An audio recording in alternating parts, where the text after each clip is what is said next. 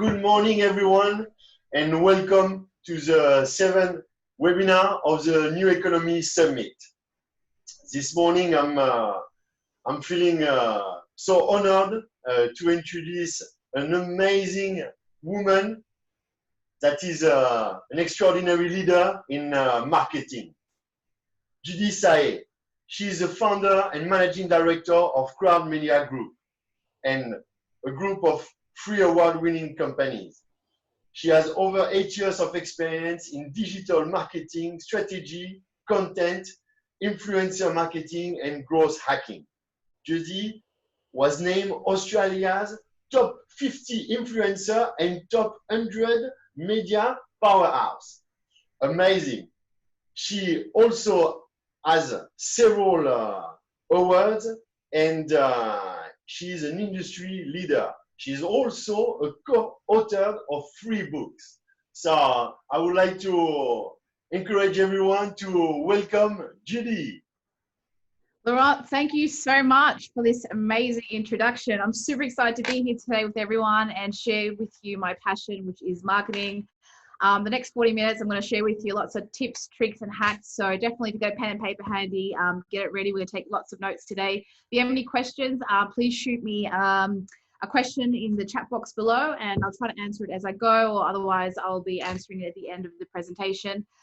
Before I start, just a quick shout out to Laurent and Dave for this amazing webinar series. How awesome have the speakers been so far? A big quick shout out to my friend Karen Cohen, who presented yesterday on emerging women.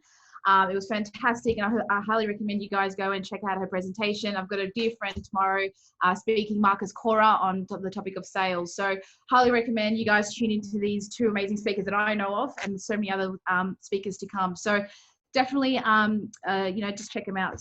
But today it's all about marketing. So let's get started, shall we? So what are we going to cover today? Why now is the greatest opportunity of a lifetime? This is something I'm going to stress today because I really want people to feel that this is not a time for us to be sitting back and sort of being afraid of things. It's really an opportunity for us to leap forward and actually take the opportunity that's right before us. What are some of the marketing challenges that businesses are facing at the moment? What are some of the key solutions? How to create a digital strategy? This is so important. I cannot stress how important a digital strategy is. I'm going to go through with you today. There's 11 steps that we use as an agency on how to create a digital strategy. We're also going to go through the most relevant platforms for your business, how you can leverage them, what's the psychology behind each platform, and how do you best use them. And also some of the tools and techniques that we use as an agency and some of the resources I'm going to share with you as well. All these is going to help you survive and thrive the next sort of 6 months of your business, especially in the new economy, as we call it. So before I go, just a bit of introduction. I know that Laurent's done an amazing introduction already, but just to give you a quick understanding, I'm the founder and managing director of Crowd Media Group. It is a group of 3 companies. So Crowd Media HQ is a digital agency. We started about 6 years ago. We help brands to build their presence online. Crowd Inc. is our online news media publication. That started about 3 years ago, and essentially we help brands to also build their presence online, but we do it through powerful content, storytelling. So that platform, it hits about 4 million page views a month on our website, and we cover stories on lifestyle, travel, food, well-being, and so forth. And our last, well, I should say the 3rd platform that we have, which is actually being launched next month, is CrowdShare. It is essentially a platform connecting freelancers with brands. It's more of a gig economy style platform, and this is quite handy, especially in the time of recession, and we're really excited about launching that in the next coming weeks, so stay tuned for that. On the right hand side, some of the brands that we worked with, we worked with a lot of brands across retail, fashion, beauty, lifestyle. My favorite ones are actually the not-for-profits because they really have a cause and a mission that they want to achieve, and so being able to help them has been quite rewarding for us. We also do a lot of work with events and things like that as well. So that's just a little bit about us, but today's not about me, it's about you guys and your business. So let's get started into why we've been here today. So I really want to start by saying that this is honestly the greatest opportunity of our lifetime. One of my favorite entrepreneurs of all time, Richard Branson, who had the privilege of meeting last year, actually, he's an awesome human being. He always says that in times of recession, there is massive opportunities and fortunes to be made. So for any business or any entrepreneur or any startup that's looking to actually build a business or a startup, this is the time you should be doing it. It's recessions equal opportunity. I can't stress this enough. So this is a great time for you guys to start a business, or if you're already in a business, a great time to scale your business. Don't take my word for it. You know, if you look at history, it pretty much explains it, that if you look at companies like your Netflix, your Disney, your Revlon, GE, Airbnb, Microsoft, these companies all started in a recession. If you look at these dates, I mean, Netflix was started in 1997. To be honest, I actually thought it was started 5 years ago. But anyway, started in a recession. These companies understood their audience really well. They delivered on what they promised. They changed with time. They're able to pivot with time, and they changed the world we live in. So it's so important that if you look at these businesses, one of the key things that really took them from where they were to where they are now is having exceptional marketing strategies. And that's pretty much what we're going to talk about today. And the lead up to my presentation today is that if you can't market as a business your products or services, if you can't market your products or services as a business, you will become obsolete. I know it sounds really sad, but this is true. And we've seen companies like Blockbuster and Kodak and Borders shut their doors not so long ago. The reason, because they weren't able to understand and pivot with time. They weren't able to understand their market, and their marketing message didn't fit with current times. So this is something I really want to make sure that you guys understand, that you could have an awesome product, but if you don't know how to market it, you don't know how to get that product out into many people as possible, you're really missing out. So we see this in our business all the time. We have brands that come to us with amazing products and amazing services, but if they don't have the right marketing strategy, their competition who has a mediocre product is actually able to beat them in the market and actually scale a business.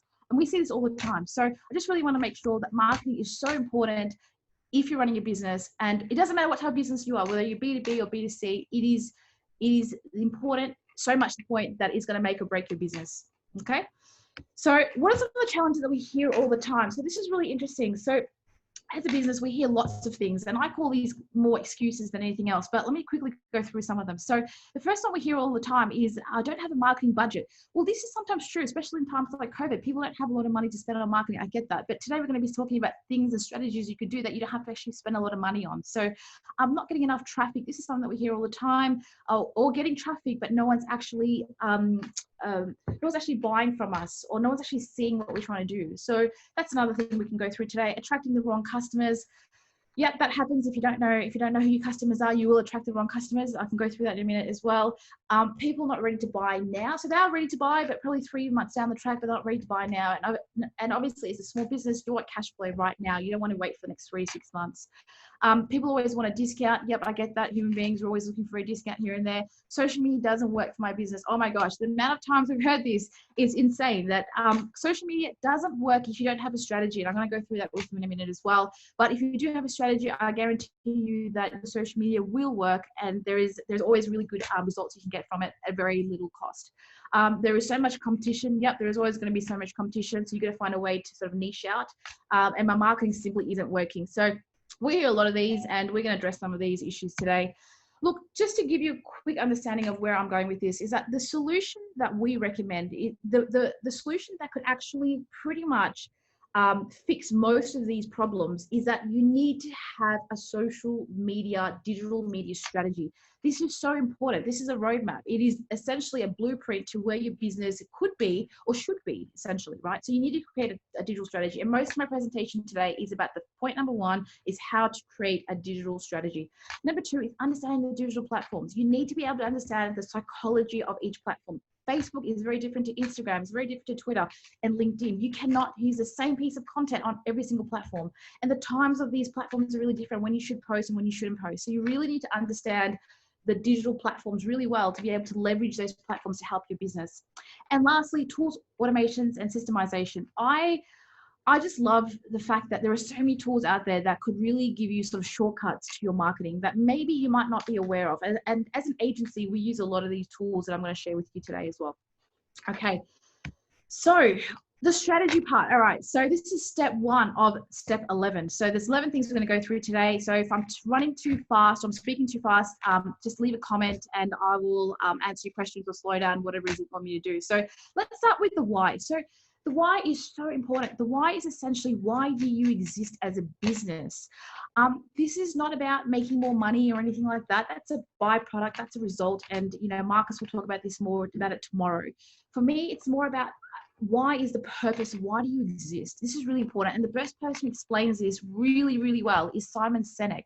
He's done a TED talk called How Great Leaders Inspire. So if you do a quick search on Google, and you'll find his TED talk. I think it's like the most watched TED talk at the moment. And he talks about the why, how, and what principle. He calls it the golden principle. So every brand in the world knows what they do. What's their service? What's their product? Everybody knows that, right? How they do it. Most brands also know how they actually do this. It's the key process. What is it that makes them unique? But very few brands actually know why they do what they do. And this is the challenge. This is the purpose, the cause, and the belief that you have about your business. So let me give you an example. Crowd, what we do is essentially we're a digital agency. Like most other digital agencies out there, we help brands to build their online presence. How do we do it? We create awesome content. We create content that speaks to the hearts and minds of consumers. But why do we do it? It's actually to empower brands to inspire humanity. Our mission at the end of the day is actually to help as many brands as we can for them to live and fulfill their dreams and actually impact their customers, in the end, impacting humanity overall. So it's really important that you get very clear on why you exist as a business. Once you've got that, it becomes a little bit more easier, because the next part of this is, what's your brand story, right? So this is essentially the way I would describe a brand story is your promise to your audience. So what is it that I'm promising about my business to my customers? That's your brand story. So I highly recommend I highly recommend you spend some time understanding what your brand story is. So for example, if you look online at the moment, there are 5,000 messages per day that are floating in the ether, and only 3 actually leave an impression. I actually think there's more than 5,000. I think it's about 7,000 to 10,000 messages floating at the moment, but only 3 leave an impression. So if you want to be one of those 3, you're really going to ask yourself, how do I actually create something that's going to matter? How are people actually going to listen to something that is actually going to resonate with them long term? So some of the companies here, you can check it out. Uber, their message is, or their brand story is that we ignite opportunity for setting the world in motion. Or Google, to organize the world's information and make it universally accessible. Great brands. Squarespace, especially if you're looking to build a website, check them out. They're pretty awesome. Squarespace empowers people with creative ideas to succeed. These are some of the brand stories that people, some brands are using to actually communicate their message on a deeper level.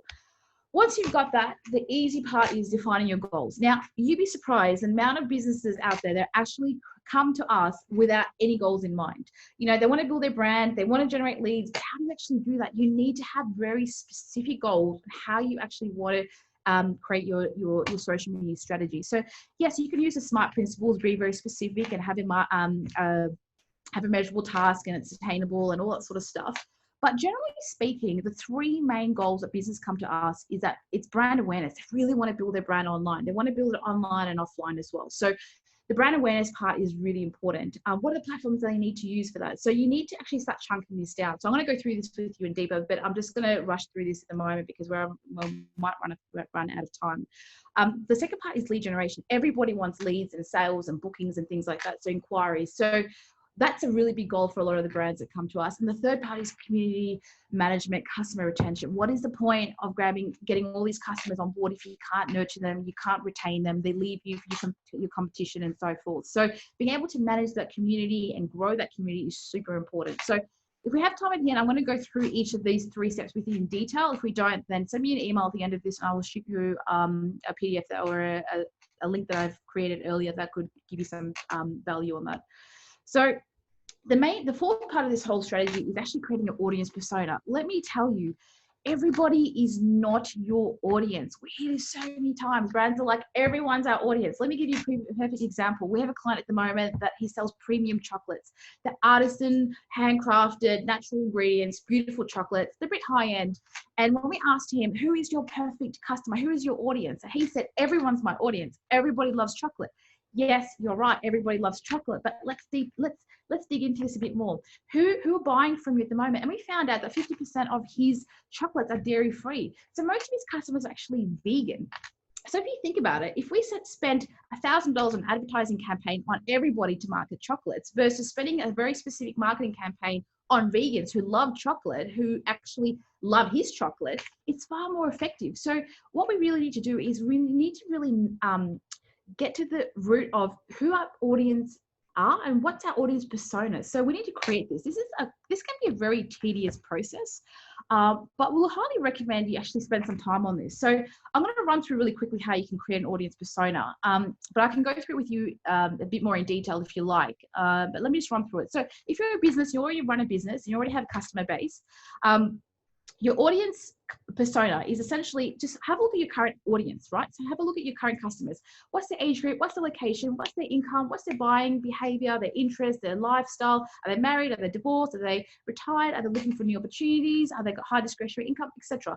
So you've already got that information. If you don't have that information and you are on social media, you can actually use social media tools to actually sort of pull out some of that information to help you further. What's your customers' pain points? This is so important. Like, there is no point marketing something to them if you can't understand who they are.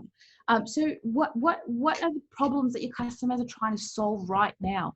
And the third part is essentially identifying your customers' goals. What are your customers' goals and aspirations and inspirations, and what do they want to achieve? And the best part of this whole thing is actually tying it all together into one thing: is how is your product, your service going to help both resolve their pain points and also amplify their goals and their aspirations. To be able to create that, it's a bit like a magic sauce. You basically got two things, and you basically got to fit your product and service to fit both of the sides of the equation. So let me give you an example with that chocolate company again. So their customer pain point, if you look at vegans, maybe their customer pain point is that vegans are finding it really hard to find really high quality chocolates that are tasty and affordable. So what they can go and get now is quite a limited base that you can get at Woolies or Coles. They want something that's unique, that they can personalize, let's say.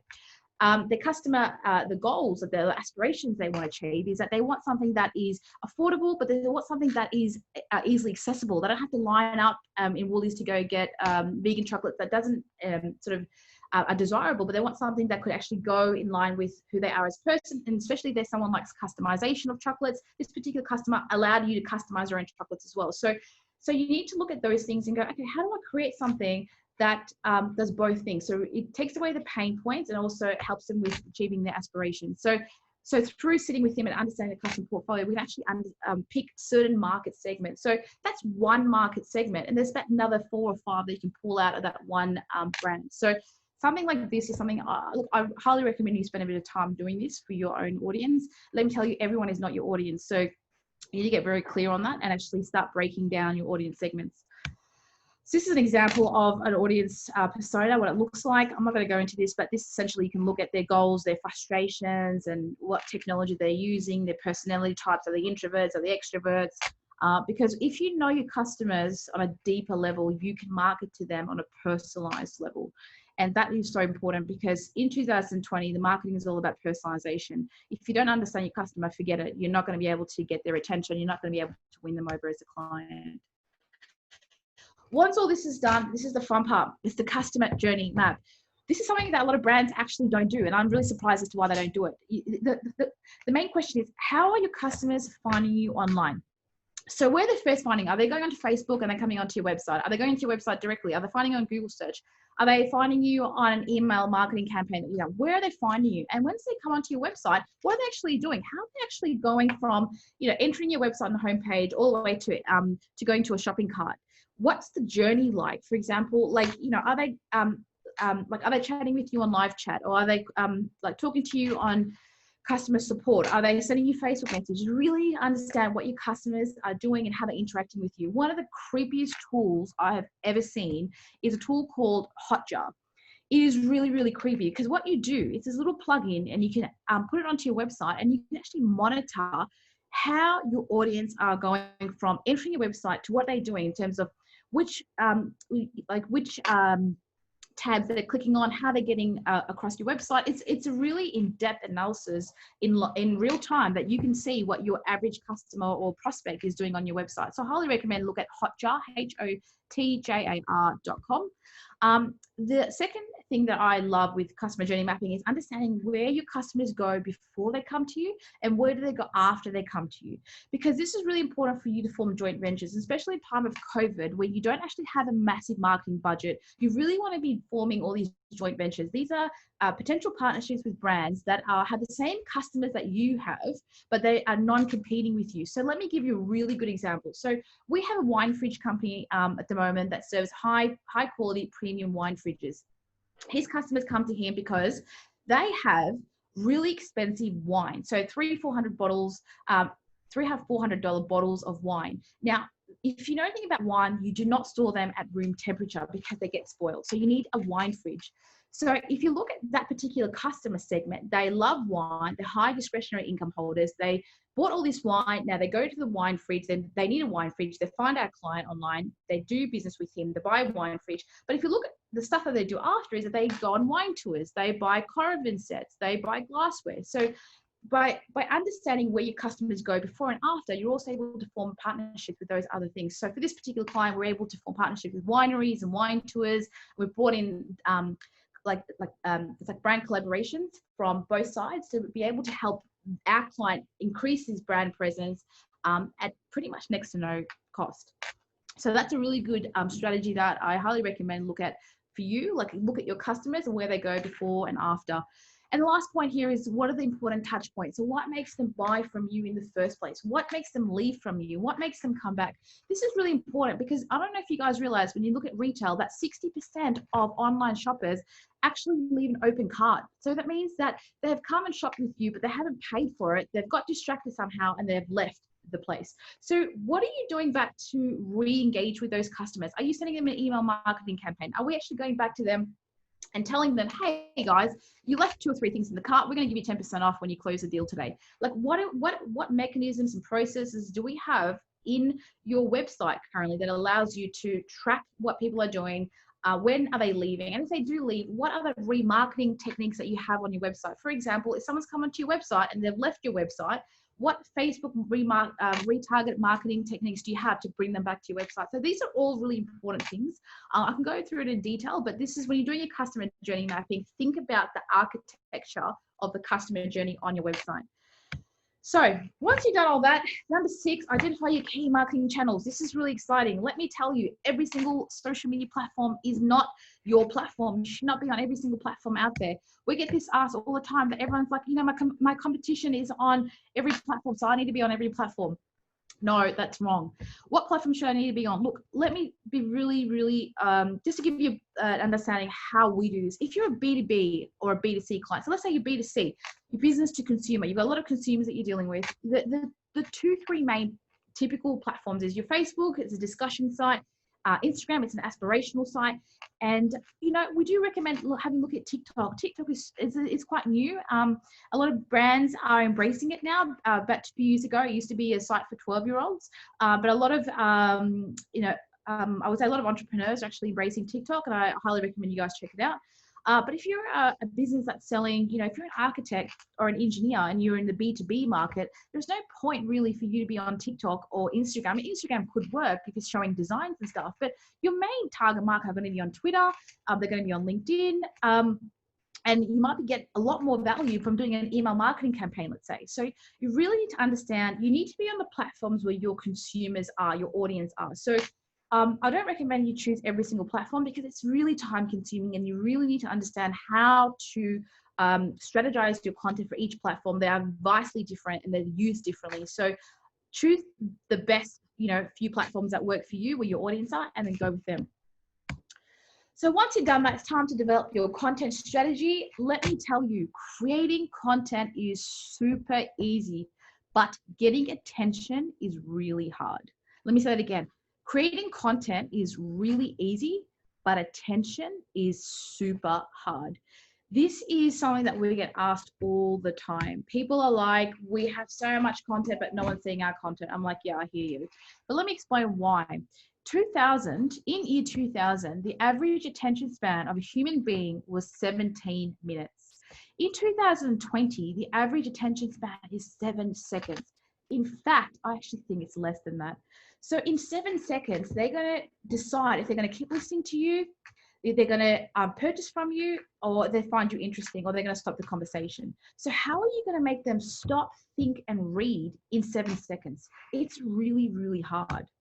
So when it comes to content strategy, this is what we do. We've got different, we segment all our content into different categories. These are 4 things that we realized have worked really well for a lot of our clients. So I thought I'll share with you really quickly some of the ways you can actually spruce up your content. So if you look at a business, thought leadership is really important, because you want to be the leader in your field. If you're not the best, or if you're not the leader in some shape or form, it's really hard, because no one's interested in second best. Let me just be honest here. I mean, like, how many people here actually go to the second page of Google? No one actually cares. Like, everyone wants information now. And if you can make my life easier, I want to do business with you.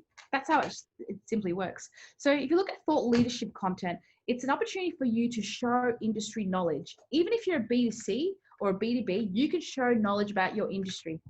You can show deep insights, you can share stats, you can share trends and things like that. So thought leadership is a really good way to put yourself out there. Educational content is really important. I think every single business in 2020 is in the business of education. You are in the business of educating your consumer on why your products or services are important, but why your industry is important as well. So educational content could be something about your products and services. You can do explainer videos, you can do tips, tricks, and hacks, and explain the different elements of your business. My favorite one is humanizing content. This is essentially behind the scenes of your business. Nobody wants to do business with brands. They want to do business with people that they love. So being able to humanize the content essentially is for you to show behind the scenes of what's happening in your world. If you're going to an event, take a picture of your whole team, testimonials that you're getting, what social proof. Social proof is so important, right? Because people don't trust brands. They trust 94% of people actually trust their friends and family. So what better way is to incorporate social proof into your content strategy? And lastly, of course, promotion. So at the end of the day, yes, you have to do promotion. And I find that a lot of brands are either on one side where they're doing a lot of promotion, or on the other side where they're not actually doing any promotion. So if you're a brand that's constantly putting ads and discounts and sales on your social media feeds, let me tell you, it's not going to be effective, because people are sick and tired of that. Everyone's giving a discount. So how are you going to stand out? But what we generally say is that for every 7 pieces of content that is educational, empowering, you want to do 1 promotion. That's just the ballpark. You don't have to do that, but that's what we found that works really well. So competition, giveaways are a really good way to promote your brand. So this is something really interesting that's happened in the last 5-6 years. Everybody loves listicles. I'm a sucker for listicles because it's such a great way of learning content really quickly. So, things like 21 beauty hacks every woman should know, 5 ways to burn fat, 7 home remedies for the world, 11 ways to cook your eggs. These are like bite-sized information that people love because they can read it on the go, they can remember the subheadings, and they feel like they have learned something valuable. So I feel that listicles in your business is a really great way. One of the best ways you could do this actually is find out all the frequently asked questions in your business and then turn that into a listicle. So this is a really powerful way of getting your content out there, because people love consuming these. One of my favorite platforms is answerthepublic.com. If you have no idea what you want to write about when it comes to your business, you simply go to answerthepublic.com, type in the word that's relevant to your business. So let's say, go back to my previous example of chocolate. I type in the word chocolate into the search, and then it spits out 140 different questions that are currently trending that people are searching for related to chocolate. So some things I can read right here, it's a little bit hard, is which chocolate bar is best for my diet, which chocolate is great for vegans, how do you make chocolate, what chocolate is gluten-free, blah, blah, blah. So you've got a whole bunch of questions, and you can find out the ones that you like, that you see that's more relevant in the graph, and actually write some of those pieces of content, because that's what's trending at the moment. It's a great way to not sort of sit there and try to wonder what to write about. Let's write about what people are searching about. If these are the questions that people are searching on Google, why not answer that for them and put it up on your blog? Another awesome platform is BuzzSumo. BuzzSumo is a free tool that we've used in the past. It's a really great way to see what's trending about your topic. So when you type in chocolate into BuzzSumo, the first thing that came up was that cheesecake stuffed with chocolate covered strawberries. It was in goodhomedesign.com, and it had 2.4 million people engaging with it on Facebook. So that sort of tells you that people are interested in that sort of content. So there's 2 things you could do here. Either do an article that is similar to that. So if you're someone who sells chocolate and you like cheesecake, maybe it's an article that you can write about, or you actually share that content to your Facebook feed as well. So there's a few different things you can do, but this tool is really great if you want to see what's trending in real time. So what's trending in the 24 hours, what's trending in the last 30 days, what's trending in the last 6 months. It's a really cool tool to find out what your competition is even talking about as well. So highly recommend you guys check out BuzzSumo when you can. It's all great. Once you've done all that, it's time to distribute and amplify your content. Let me tell you, this step is super important, because what is the point of creating awesome content if no one can see it or find it?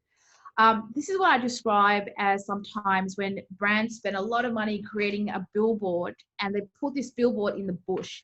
Nobody sees it. Nobody cares about it. So it's the same thing. We see a lot of people spending so much time writing so much content, but nobody actually sees the content, right? So the key thing here is distribution. So how do you distribute content? And there are so many easy ways to do that. So I want to show you one example. So let's say you've written a 400-word article about your topic. What you could do with that is actually change it into an ebook or a guide and stick it up on your website and get people to drop in their name and email address to receive that ebook. It has to be enticing. You can't just have the same heading. It needs to have more of a hook story offer, but it's a really good way to change it to an ebook. You can change the blog into a video blog and upload it onto YouTube, or you can pull out little sections out of the blog and make it into a motivational quotes and stuff on Instagram. A really good tool is Canva. So you can go to Canva, get a picture, slap some text on it, and actually it looks quite nice. So maybe you can use that blog post and then link that traffic back onto your website. Or if you've got some stats or anything in there in the actual blog post, you can actually tweet about it or publish it on LinkedIn. Some things you could do is actually chunk that blog into different boards. Maybe there's different elements in that article that you've written that could be actually made into Pinterest boards. Or you can even do a webinar like what we're doing today. So maybe it's an educational webinar. You want to teach people about a certain topic and you want to change that blog into 6-7 slides, get on there, start explaining about it and do it into a webinar tutorial. Or an infographic. This is one of my favorites because people have very little time, as you know, and what really good way to explain a concept is through images, graphics. If you don't have a graphic designer, don't stress. There are lots of platforms like Fiverr and Upwork and all these platforms that could actually help you find someone who could do that. Or if you wait till next month, we'll have our own platform called Crowdshare, another shout out. And you can also find some freelancers there that could actually help you do this as well. But once you've got your infographic, what you could do is actually put it in an email marketing campaign or a newsletter. So that's another way of purposing it. Another way is doing a PowerPoint presentation. Nobody uses this. I've got no idea why no one does slide decks these days. Slide deck is such an awesome platform for SEO. So if you've got a blog that you can change into a couple of slides and you can put it up on slide share, it's not slide deck, actually slide share. So I do apologize, I've got to fix that.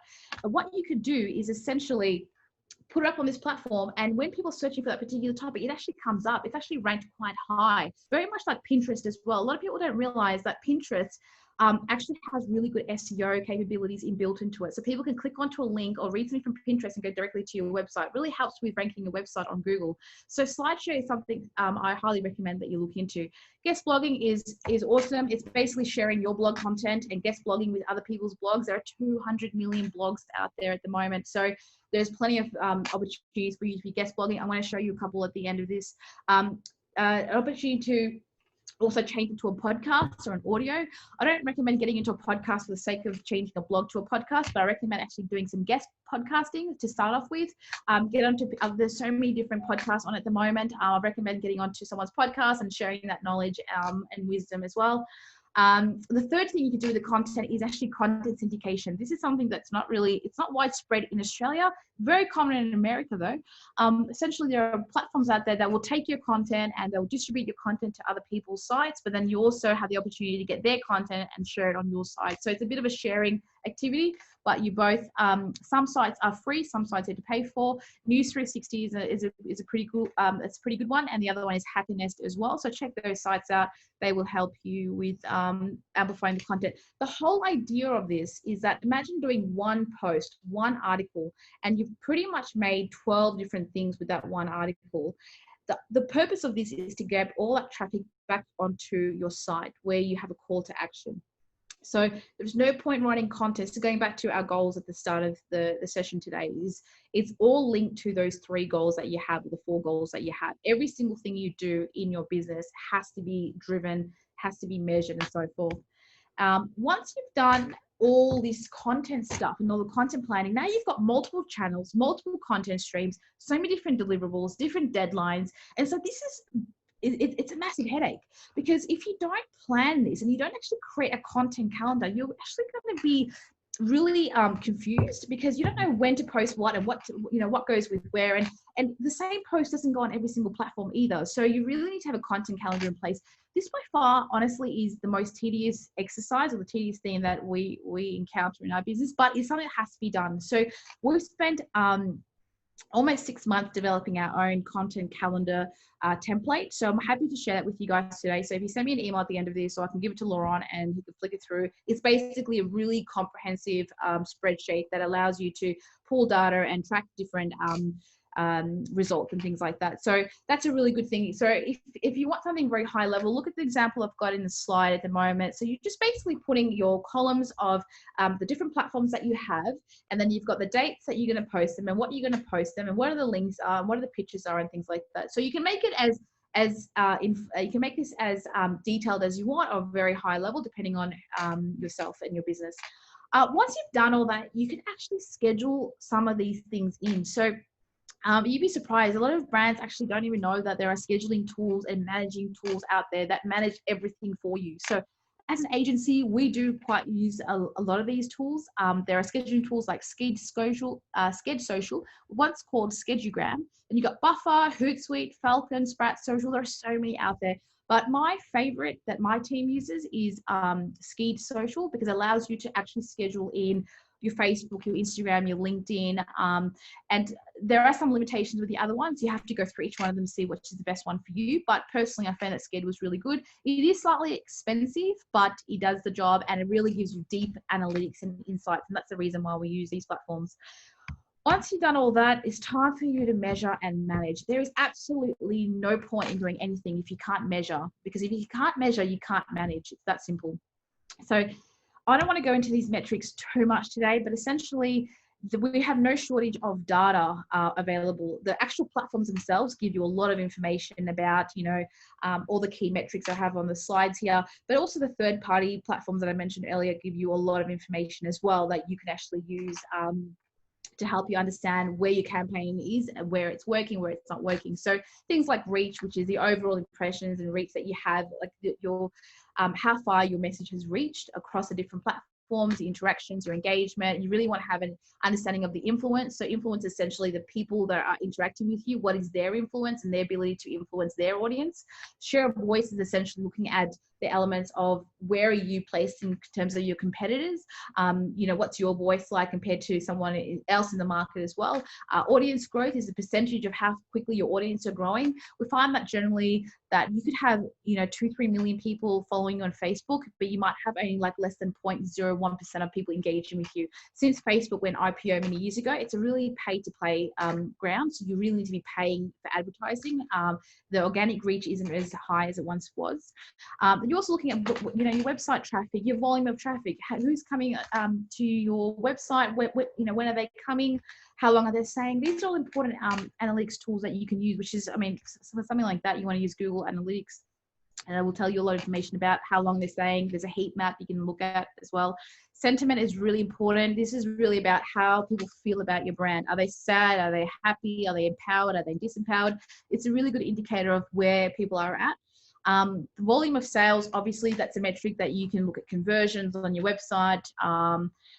If you're offline, you can always look at sales, inbound and things like that. So EDMs, for those who don't know, it's email marketing, email direct marketing metrics are really important. So if you're setting out an email, how many people are opening it, how many people are clicking through on them, how do we improve that, and so forth. So these are metrics that you really need to have your finger on the pulse. And the reason why these metrics are really important is because it actually helps you understand what your results are going to be, or what your results are. So once you've done the whole strategy and everything, you look at it and go, did you get the desired outcome? This is a really, really important question, because sometimes what you thought you're going to get is not what you end up getting. So for example, you might think your customer is this particular market, but you might find that people who are buying from you are actually in this particular market. So it's time for you to go back and reverse engineer and reiterate what you've been working on.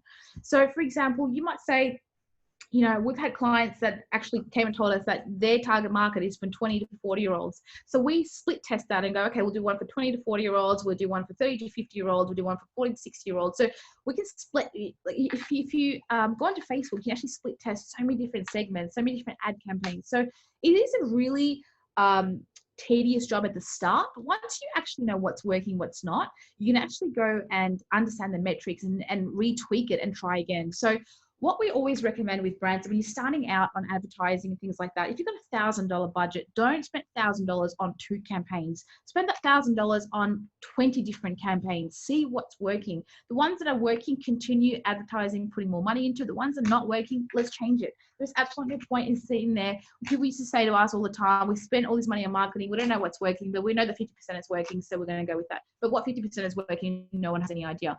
You can't say that anymore. There are so many clear analytics that you can see right now that will tell you exactly what is working, what's not working. So there's no more excuses. Once you've done that, it's all about community management as well. So you want to be able to manage that community. So the best way to manage community is essentially being engaged with them on a regular basis, providing them with the best marketing content. You know, customer service is so important. We have clients that have you know, they have campaigns where they say, you know, if you have any questions, you can inquire with us on Facebook, and you know, they've got a question on Facebook and no one answers them for 24, 48 hours. So you really have to be able to understand, make sure that you have people in charge of your community management for that campaign. So that's pretty much it in terms of how to do a digital strategy, how to actually form a digital strategy. But I thought I'll share with you some extra tools as well that we've used as an agency that's really helped us over the years. One of my favorite tools is Clearbit. Clearbit is like and it's an awesome little plugin that you can put in Google, in your Gmail. And basically what it does is that you can put someone's name in there that you want to connect with, and it'll spit out their company, their role, their location, and also their email.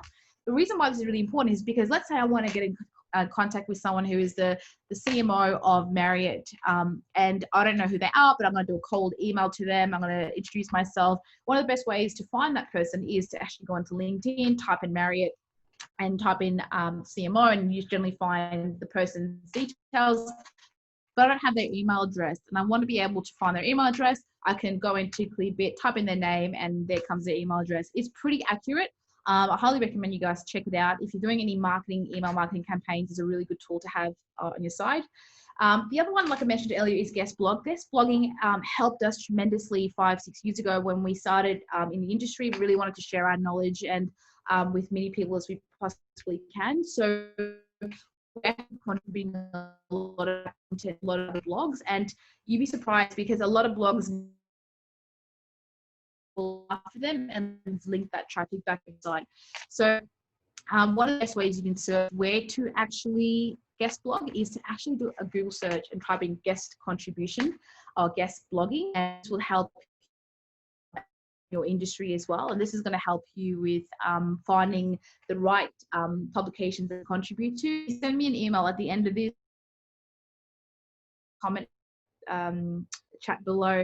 I'm also going to give you 300 contribution lists that we actually already have. These are sites that are looking for writers all the time. Some of them have really high domain authorities as well, so you find a lot of value out of that.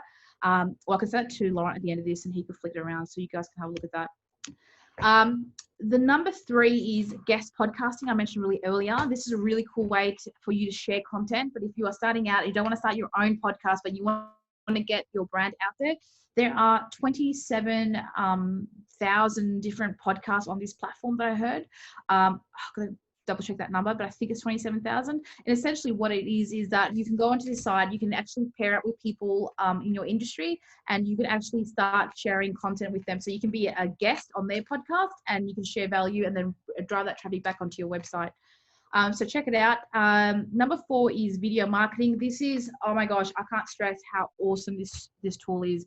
Content Samurai, I swear by it. It is the most simplest way you can get video content out in minutes. And there's a lot of platforms out there that say they're the same thing, but this one actually, that's something that we use, and literally we can get content out very quickly. So you can get a 400-word article, you can copy and paste the content into the platform, and within minutes it will spit out video, it'll spit out images and videos that it uses AI to actually find the right images. And And sometimes, look, very few times we have to change the images, but most times it's actually quite accurate.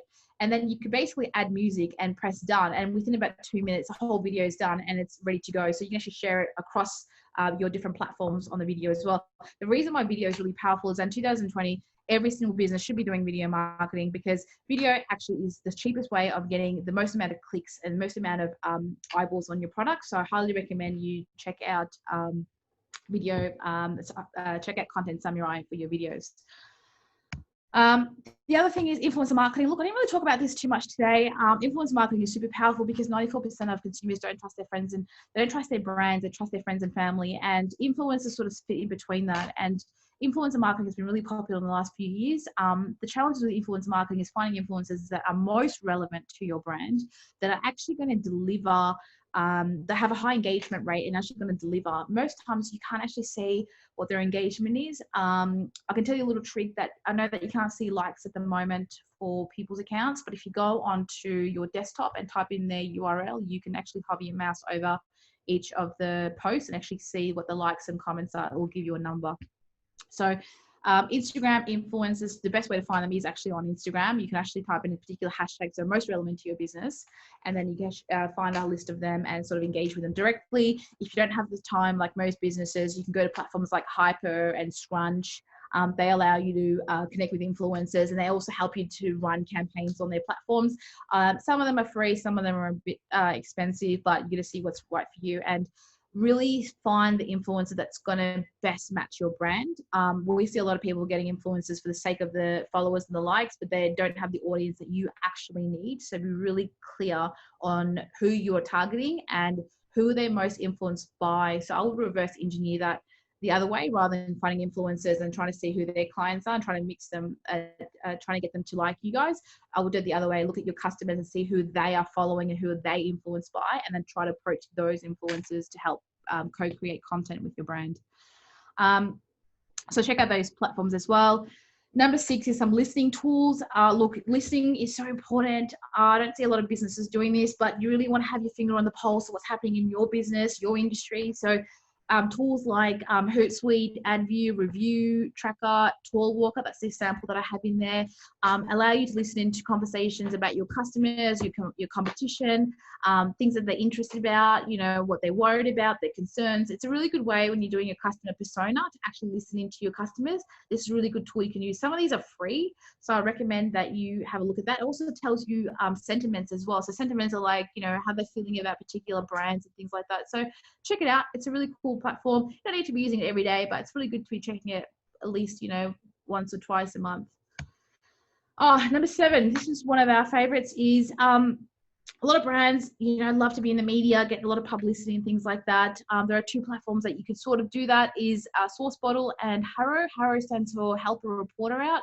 So in these platforms, sometimes journalists actually do a call out. They're asking for people to help them out with a particular source or be a source for a particular story that they're writing. So if you are the right fit for them, they might choose you, and you could actually be appearing in one of the news media publications. So Sourcebottle is Australian, Harrow is US.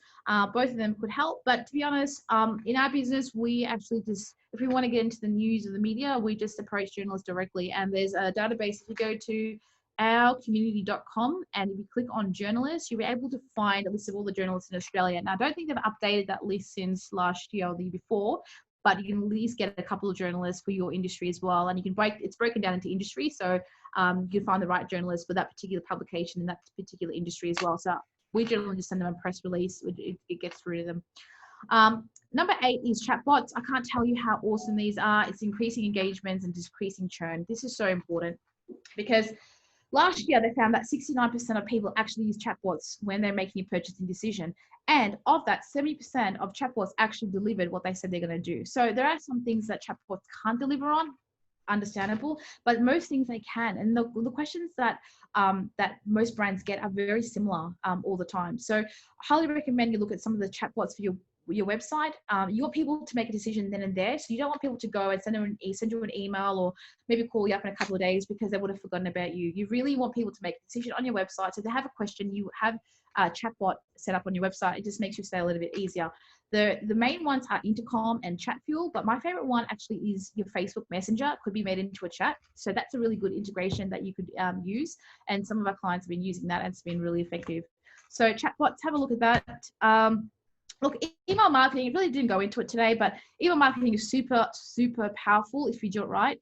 Really depends on how big your database is as well. So email marketing, it's really great when you have a hyper-personalized message and you have a campaign where you want to nurture your client. So you want to take them through a journey with you, because your client, a potential customer might not be a customer today, but they might be a customer in 3 months' time. So how do you nurture that person from now to the next 3 months to give them so much value and help them in the decision making? So I highly recommend having a look at some of the marketing platform, the email marketing platforms such as MailChimp, Campaign Monitor, Active Campaign, and so forth. So that's it. I know I did sort of rush through most of that stuff, but if you have any questions, shout out. I'm happy to help you and go through with you, but I hope that was useful. And Laurent, you're back.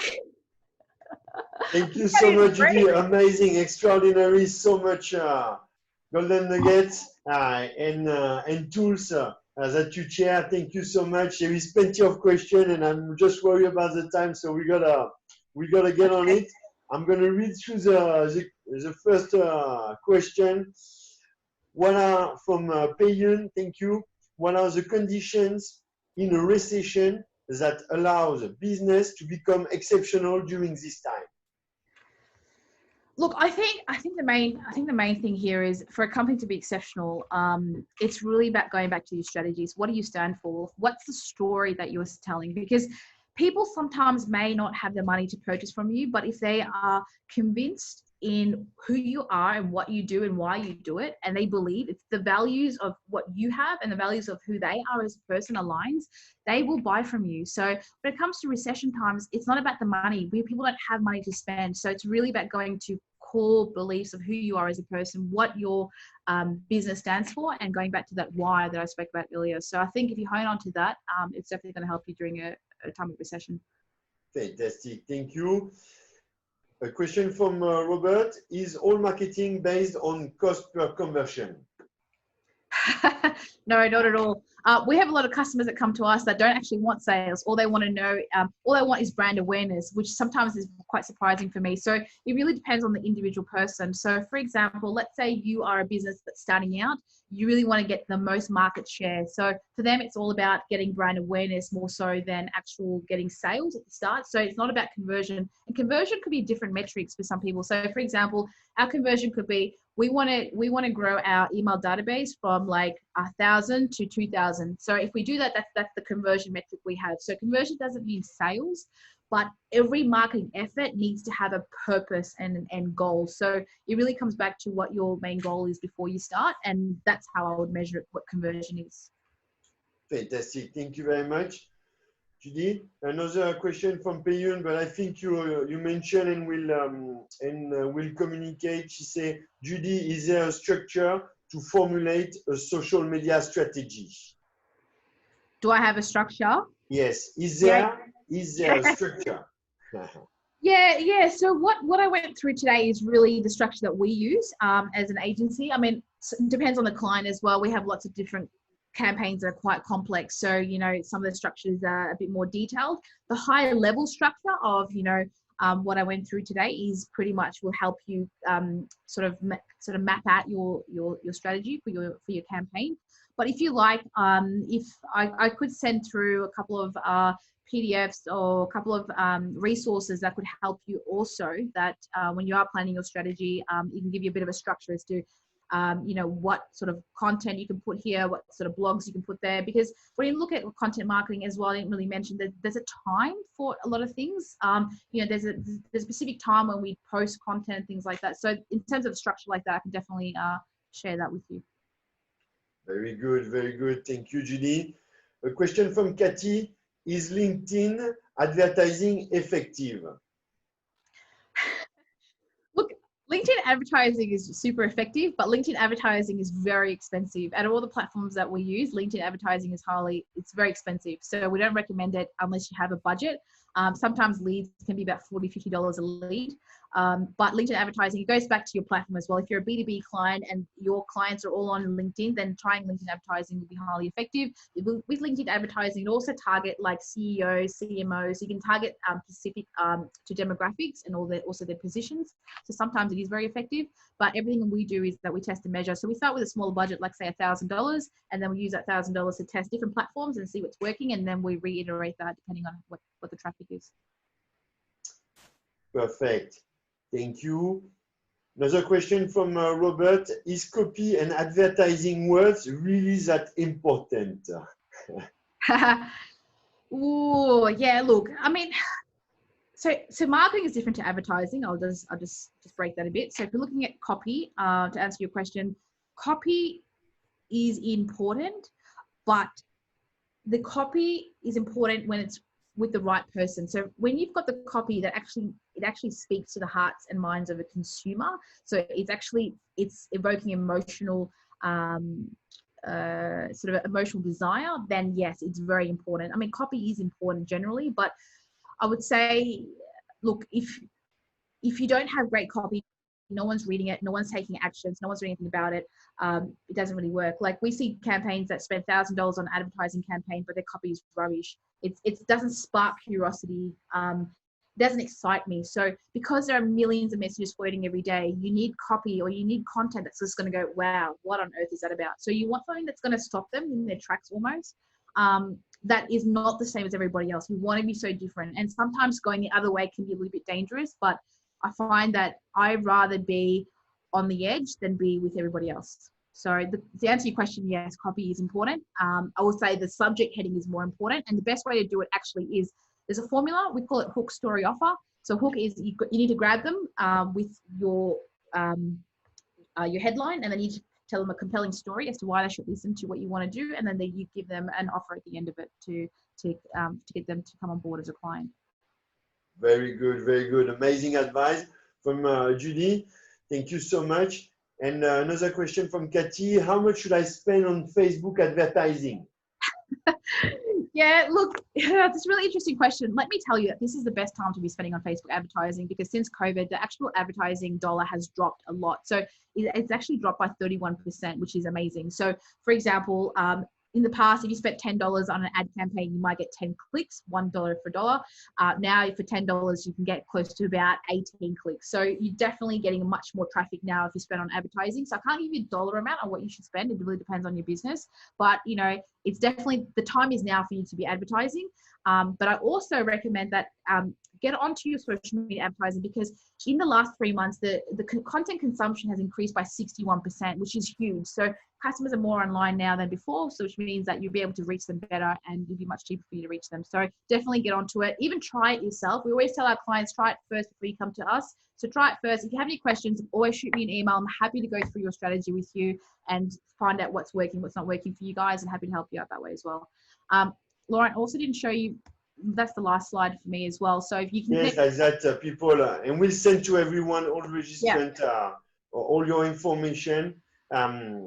So just to wrap it up, because it's already 12 o'clock and there is a couple of more questions. Judy, a quick one-line concept for SME around the marketing. In one line. Concept. Oh gosh, Michelle.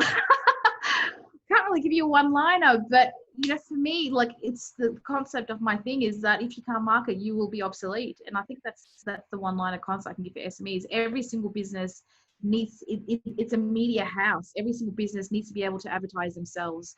They're actually in the business of education and being able to advertise. So yeah, you need to get that right. So one-liner is, yeah, if you can't market, if you can't reach your audience and have the amazing product, what's the point? Nobody can see it, right?